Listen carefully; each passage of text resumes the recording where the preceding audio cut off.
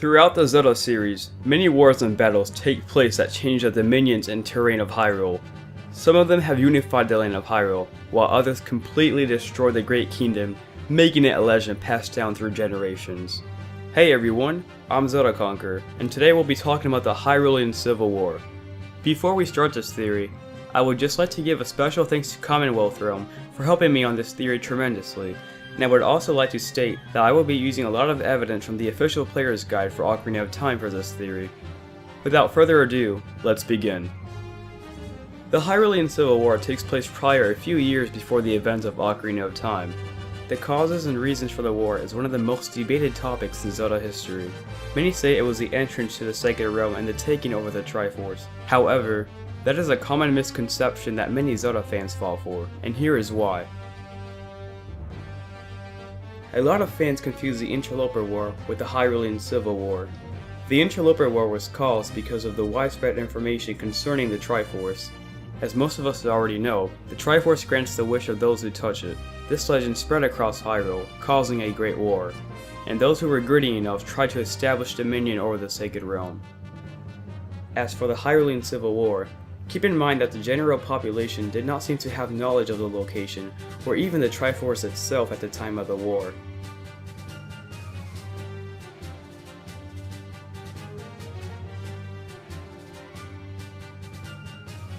This also explains why a lot of characters in Ocarina of Time do not talk about the Triforce.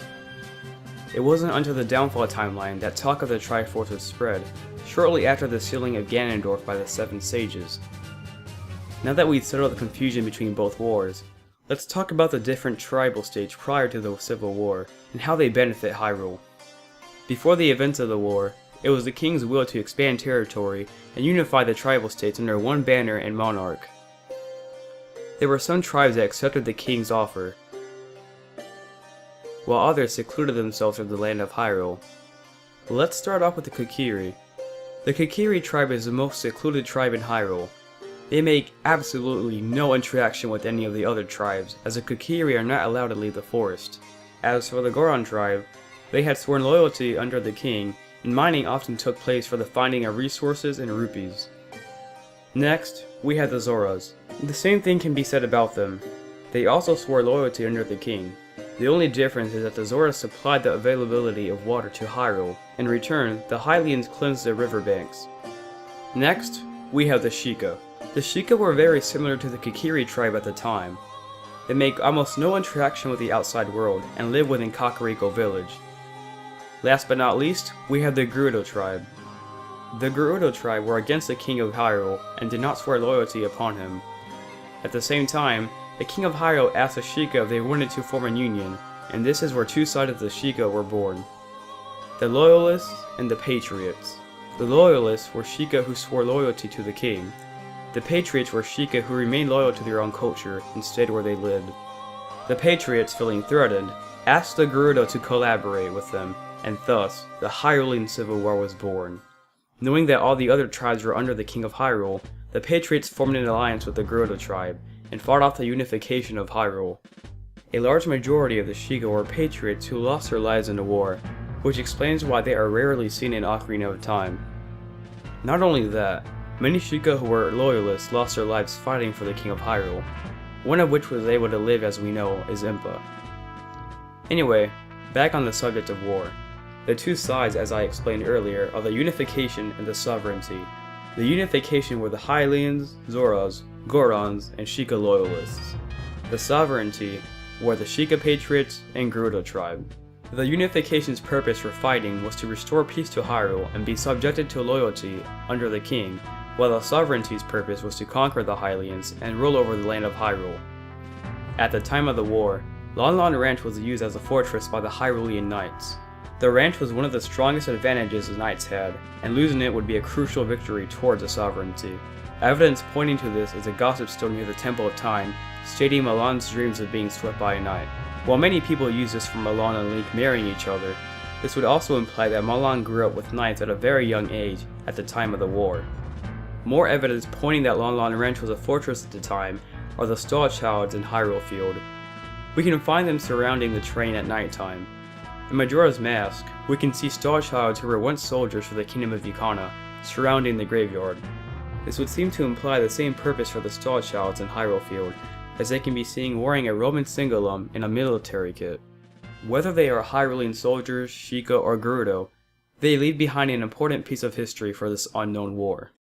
At the time of the war, a mother brought her child to the Great Deku Tree in order to keep the child safe from the conflict of the war. It was not normal or common at the Great Deku Tree to accept outsiders. However, he sensed that this child would play an important part in destiny one day.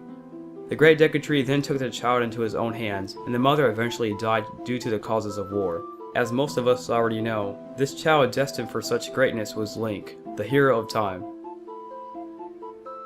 Now let's talk about Link's father. The following of what I'm about to say is from the manga of Ocarina of Time. It is up to you whether you believe it is canon or not. In the manga, the Sage of Light, Rauru, tells Link that he was indeed born into the House of Guardians that protected the King of Hyrule and his family. He then goes on to say that his father was one of those guardians, and that he was killed during the Hyrulean Civil War. This explains why Link is Hylian and why his father is never seen in the game. It is implying that he died at the hand of the Hyrulean Civil War. Eventually, the Sovereignty Coalition failed to capture Lon Lon Ranch, and they lose a crucial battle. This makes the Sheikah genocide take effect, and the Gerudo have no choice but to submit unto the King of Hyrule. Now that the war is over, the unification of Hyrule is restored, and Kakariko Village is incorporated into the Kingdom of Hyrule. Sadly, this war caused a mass extinction towards the Sheikah tribe, and very few members remained. One of which, as we know already, is Impa. After the war was over, Impa, as a loyalist, opened up the village for people to settle in. This made Hyrule Castletown and Kakariko Village the most common places to settle in Hyrule. The other tribes that were in the unification maintained their symbolic independence under Hylian influence. In conclusion, I believe the Hyrulean Civil War to be the outbreak cause for the extinction of the Sheikah. They separated each other to form one of the deadliest wars in Hyrule's bloody history.